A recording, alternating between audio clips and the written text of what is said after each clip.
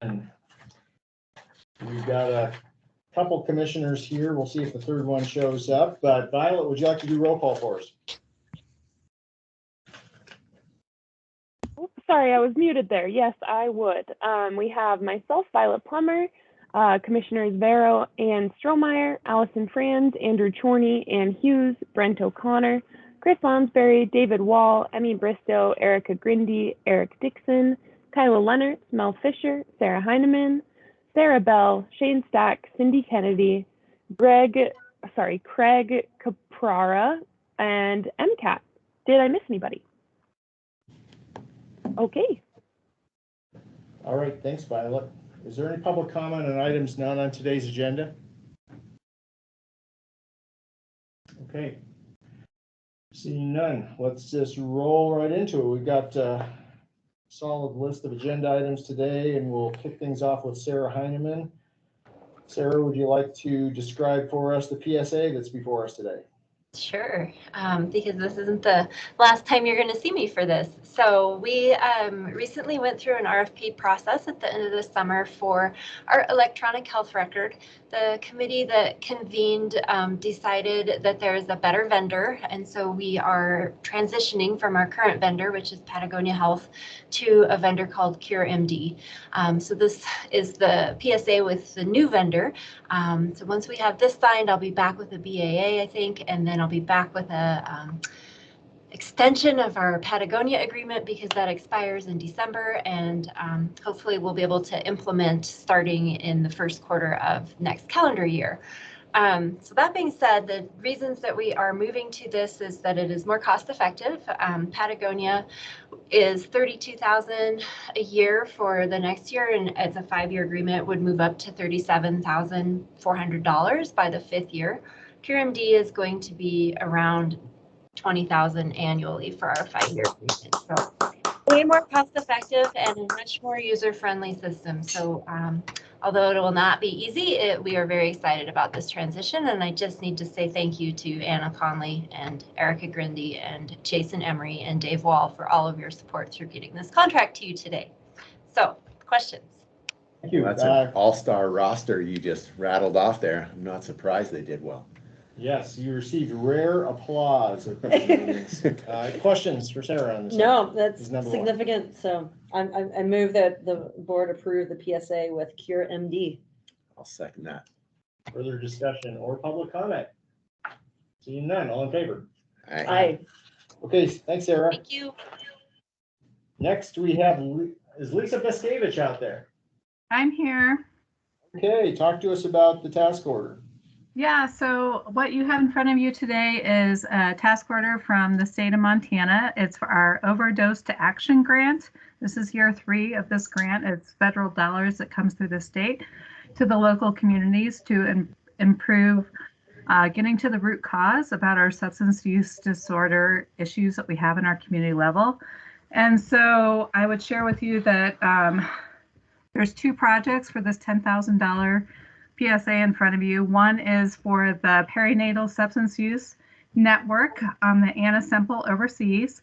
And then this will support a collaborative innovation meetings this next year with community partners and parents that have been affected by substance use in the prenatal stage of having their babies and what that looks like and what kind of support services or communication or what do they need to be better supported in having their babies when they have a substance use issue. And so I'm really excited about it because also then there's a component to build in training around implicit bias, equity, inclusivity with our community partners. And if you look at this group that's around the table, it's a wide variety of stakeholders from our healthcare institutions and our mental health providers, as well as a lot of our nonprofit sectors. So everybody that's at the table are working together to better serve this community. And the goal is to keep families together and supported during this time. So how many years? Say again? Sorry, how many years is the grant? This is the 3rd year of it? This is 1 year. This is actually our 3rd year of the grant. Oh, and it's just a 1-year grant. Gotcha. Yeah, but it's been cycled through 3 times. So Sounds like So we're this getting is a lot. round 3 and say again? It sounds like we're getting a lot for $10,000. We're getting a lot because that's just one of the projects. The other project is with Leah Fitch Brody, who is leading the substance use disorder in the workplace project, and that's trying to implement what's called Just 5. It's a virtual training for businesses and employers and employees to really help people break down the stigma of getting help for substance use disorders, because they find that 66% of the population is working that has a substance use disorder. And so I think both of these projects really work at getting to the root cause of helping people to improve their lives and get the help and services that they need in a safe, secure, loving community. So I'm excited about both of these projects, and I feel like Leah and Anna have led this work and these coalitions and groups very well over the past couple of years, that now we're getting to really some deeper work that we'll be doing pilot projects to evaluate, to see their value. And if this is something that, parents and our community partners and our businesses want to, pursue further. So. Thanks, Lisa. Thanks. All right. Okay, any other questions? No? I'm going to move that we request the board approve and chair to sign the task order. Second. Any further discussion or public comment? All in favor? Aye. Aye. Thanks, Okay, Lisa. thanks, Lisa. Awesome. Thanks. Have a beautiful day. Cindy Kennedy, ARPA Water and Sewer Infrastructure Grant Program COVID-19 Health Regulations Certification Form. Yes, good morning. So this is a request that the board authorized the chair to sign an ARPA, American Rescue Plan Act, Water and Sewer Infrastructure Grant Program COVID-19 Health Regulation Certification Form to partially meet grant startup conditions for the Buena Vista Wastewater System Improvement Project, Phase 2. So you've signed this form before, I'm pretty sure, but we were awarded the grant, and so now to meet the startup conditions and to enter a contract, we need to have you sign this again. And this is pursuant to Section 28 of HB House Bill 632. And so it's basically says if a local government awardee or any of its authorized agents have health regulations related to COVID-19 that are stricter than those imposed by the state, in effect at the time of a grant award, the grant will be reduced by 20%. So I was able to confirm with the health department that Missoula County does not have more strict COVID restrictions than the state of Montana. So we can comfortably sign that we are not currently more stringent than the state of Montana. Are there any questions? No, Oh, it's thanks great. for explaining that. Yeah. I move, and congratulations, I'm glad we can sign this. Move that the chair sign the ARPA Water and Sewer Infrastructure Grant Program. I'll second that. Well, the COVID Health Regulation Certification Form. That would be it. Any further discussion or public comment on this item? Seeing none, all in favor? Aye. Aye. Okay, we look forward to Buena Vista. Actually, Yeah, it's a great thing. Yeah, it's a good project, and it's been a lengthy project. So thanks. Yep, we're getting there. Thank you so much. Have a good day. Thank you. Jerry Marks, are you out there? Is there anyone available to talk about the extension service? I hear I got to Jerry. learn how to run my microphone. Okay, Jerry, it's all yours. You can hear me now. This is a budget agreement with Montana State University Extension. Some of the staff here in Extension is shared with the state, Sums County. Anyway, the amount is $540,593. It's something we do every year. And there's 2 copies there. I hope you can sign both because I got to send them down there so they sign both. How does this relate to amounts in previous years? I'm going to say it's a little less because we moved some of those dollars over to the fairgrounds project. But I don't have that number in front of me.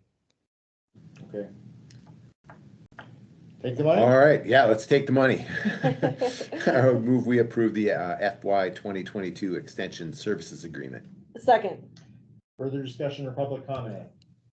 Seeing none, all in favor? Aye. Aye. Okay, thanks, Jerry. You Thanks, bet. Jerry. Thank you. Okay, Karen Harrison, collective bargaining agreement. Yeah, so commissioners, actually, it's going to be Shane and I for Karen today. So I'll let Shane do most of the talking, but just so you know, this is the successor agreement, which basically just means we've had a collective bargaining agreement with the Teamsters, IOUE, and IAM for the folks who work out at the Public Works Department. And this is a continuation of that agreement under new terms that's been negotiated. It's a 3-year collective bargaining agreement. And I will let Shane talk about anything he'd like to share related to the details on it. Sure. Gosh. So this covers the mechanics and the road and bridge crews. So those are the men and women that are working on the equipment and making sure the roads and bridges are being maintained and staying in good shape. So yeah, we had planned to have this done in early October, but we had quite a few changes that we had proposed, and the unions had some changes they had proposed as well. So it took quite a while to get through that negotiation. It was a good negotiation. I think we had some good changes. But I don't know if you guys have specific questions about the actual contract itself, or if you want updates. Questions?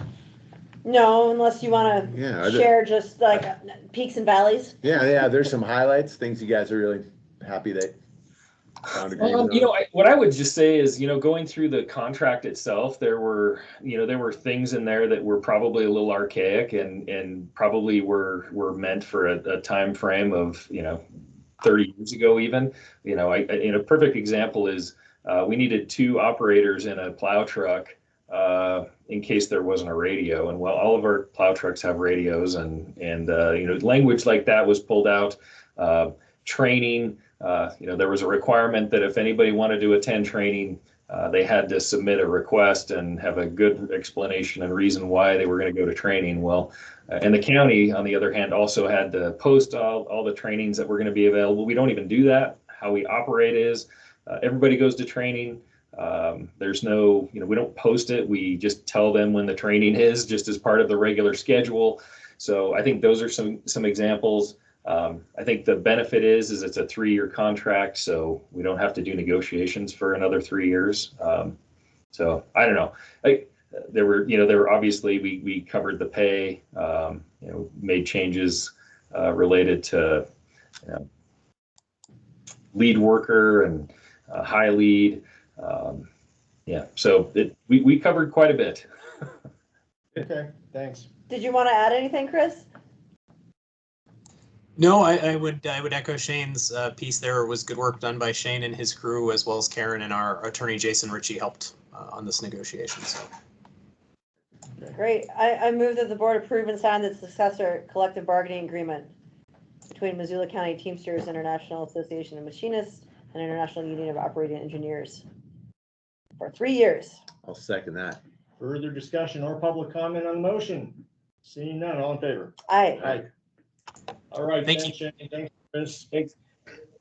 Rick, let's take the next 3 items together. They're all related to COVID-19 ARPA dollars. So if you just want to run through all 3 of those.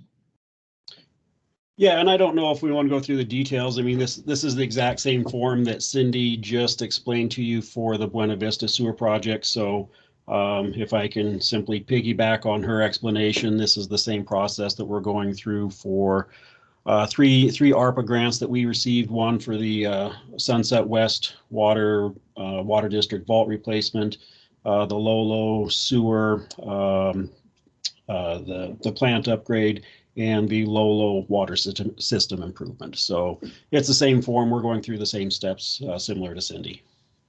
Just great that we could make use of this ARPA money to address these sewer and water infrastructure needs, especially for some of these areas that really were kind of deficient. Absolutely. Any other questions, Anita? Is that your motion? That's my motion. Okay, the motion is to approve items 6, 7, and 8. Yeah. Second. Any further discussion, public comment on the motion? Okay, seeing none, all in favor? Aye. Aye. Thanks, Eric. What a Moving relief. this all along. Yeah, and Eric talked to us about the HDR task order related to the Lolo RSID 8901 wastewater system. All right, so yes, as mentioned, we received an ARPA grant for improvements at the sewer plant. And, this really goes back to a PER that the district completed in 2008 that identified a number of deficiencies and, well, not deficiencies, but improvements that needed to be made to capacity and treatment abilities. So they completed that report. Some work was done, but due to budget shortfalls along the years, not all of that work was completed. So when the ARPA funding became available, we of course applied for that grant and have received funding. So, after improvements were made in 2008, we continue to see areas that need to be improved. So some of those improvements are being rolled into this task order that HDR has drafted for us. And I have Craig Caprera and Brent O'Connor here, both more familiar with the district needs than I am. So I'll just summarize my part of introduction by saying this is, a task order in the amount of $919,345 for a long overdue set of upgrades. So I'll leave it at that. And if there are any questions for Craig or Brent, I'll let them answer. Okay, and before we do, Eric, is item 9 related to the certification form in item 8? Yes. Questions regarding the specifics of the project? Well, yeah, if Brent wants just Yeah, some of the run through highlights. Yeah. what's Yeah, the what- list of Great new What will sewer this buy things. us? Yeah. Brent? Brent or Craig? You're muted if you're trying to talk. If not, we don't have the packet in front of us, sorry. I can cover that, Brent, if you'd like me to. Didn't want to step on you. Yeah, go ahead. Yeah, this is, as Eric said, the improvements to the wastewater treatment plant are kind of long overdue. Stuff that we planned out, back as long ago as 2008, the preliminary engineering report that we did. And the improvements include a lot of equipment replacement at the treatment plant that are long overdue: influent pumping, return activated sludge pumping, relining the equalization basin, and then some improvements to the process tank at the plant, which hopefully will improve treatment, but also provide a little bit of additional capacity at the plant. The biggest part of it, or maybe the two biggest parts of it, are design and construction of the dewatering facility at the wastewater treatment plant. Right now, the plant uses a dredge that was acquired from the Park Service to dredge the big sludge storage pond out there, put that material in bio bags, dewater it, and send it to the landfill. But it's an extremely labor intensive and inefficient process for the plant staff. The bio bags sit in an old polishing pond that is suspected to leak, and it's just not a very good process. So that's probably one of the bigger parts of it. Another part of it is to build a second force main from lift station 1 to the wastewater treatment plant. So to explain the Lolo system a little bit to you, all of the wastewater in Lolo gravities to one main lift station that's a couple thousand feet away from the plant, and then it pumps the wastewater to the treatment plant.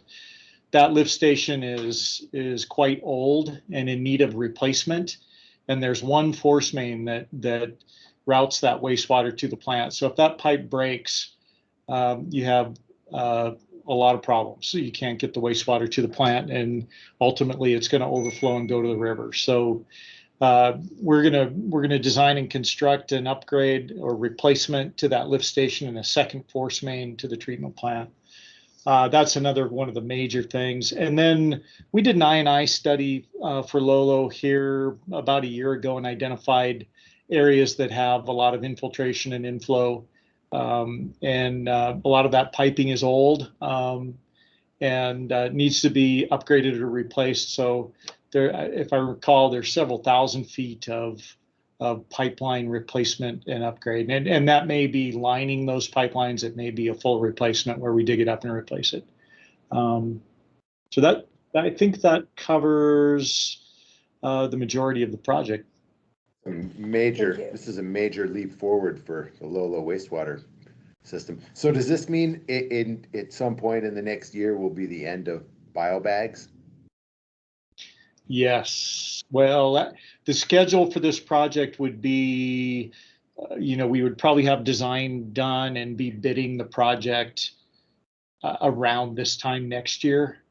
And then, roughly we're just going to be conservative with everything that's going on with funding these days with infrastructure and say, it's probably a year, 9 months to a year construction window. So by this time in 2023, we should have the plant completed and no more biobags. What a Wow. leap forward. Yeah. Great, good work. Thank you. I Yeah. move that the chair sign the HDR task order number 6. I'll second that. Further discussion or public comment? Seeing none, all in favor? Aye. Sounds like a, All right, a thanks. line from Blazing Saddles. Thanks, Craig. Thank you. There's something in Isn't here. it there's a number 6 or Yeah. number, no. Yeah. Okay, item number 10 today is going to be postponed, and that leads us to our final action item today, which is number 11, and that is related to making an appointment or appointments, or I should say not making appointments, but forwarding nominees to the governor for the Flathead Reservation Water Management Board. Ann, is there anything that you'd like to tell us by way of introduction? And Yeah. we interviewed 3 individuals for this. Okay. Yeah, no, just to contextualize this, the Flathead Water Compact was finalized on September 17th, 2021 with the signature of Interior Secretary Deb Haaland. And that started a process of the governor receiving nominees to consider for appointment to the Water Management Board. So Missoula County is able to put forward 2 nominees, and you interviewed 3 people this week: Dave Bick, Wally Congdon, and Chuck Corville. And it's up to you to make a decision on what names you want to put forward. And we have a draft letter that we'll fill in with that information and get it to the governor's office next week by the December 16th deadline. Thank you. And we do not need to nominate 2 people. We can nominate up to 2. If we so choose, we can simply forward 1 name.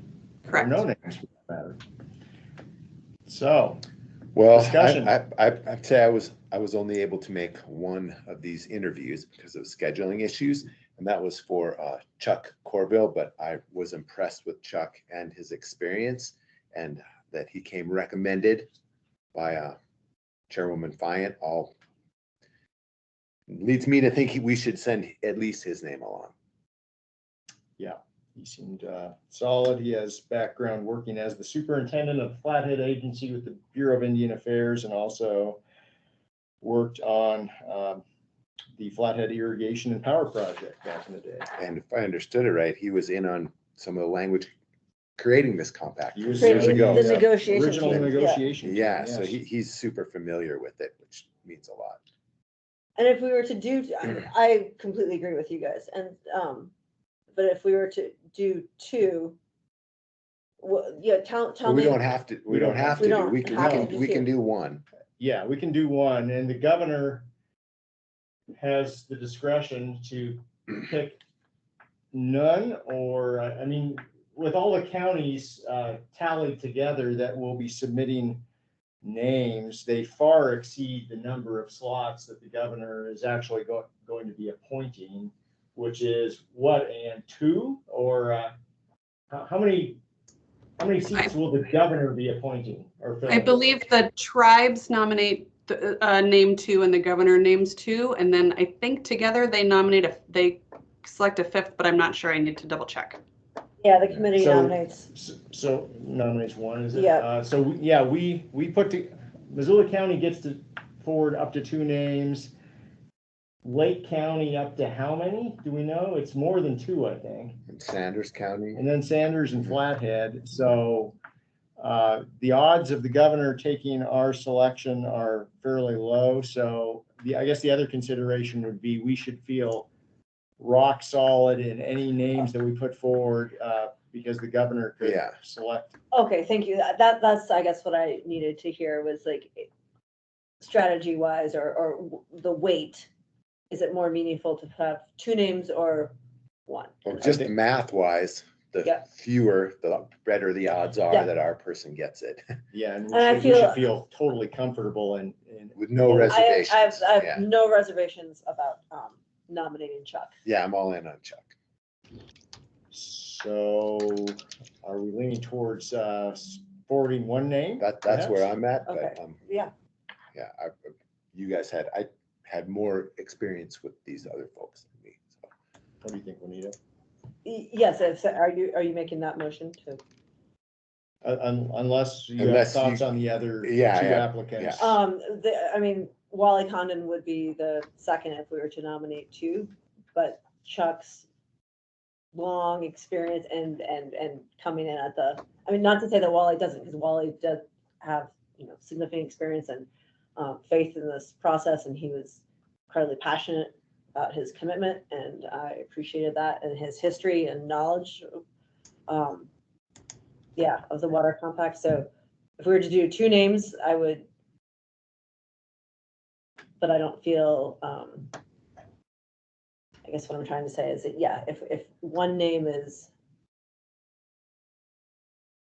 if I was to choose only 1 name, I would go with Chuck. Well, and there could be something to be said strategically by forwarding 1 name. It might increase the odds that stands out. I think there's some wood there too. So is that your motion, Josh, to forward the name of Chuck Corville to the governor? What do you think? I'm You're fine okay with that. I'm fine Okay, with yeah, then I would move we forward Chuck Corville on. that. Okay, second. Further discussion or public comment on the motion? Anyone out there have an interest in this and would like to comment? Okay, seeing none, all in favor of the motion? Aye. Aye. Okay, and we'll forward 1 name to the governor. We will prepare that letter for you and you'll sign it and we'll send it along. Thank you very much. And Ann, could we, I'm assuming we'll be drafting a letter to all of the applicants. If we could effusively thank them for reaching out and throwing their names in the ring, or the hats in the ring, or whatever they're throwing in the ring. They will be thanked and it will be effusive. Okay. Thank you. And apparently some counties were not as open to considering applicants From as, outside, right? well, No, from within their own counties. yeah. So We didn't get back to them, so we got accolades for that. Oh, good. or we took accolades. I don't know. We'll always take them. Yes. Anyway, any other business to come before us today? All right. Have a good day, everyone. Thank you. Thanks.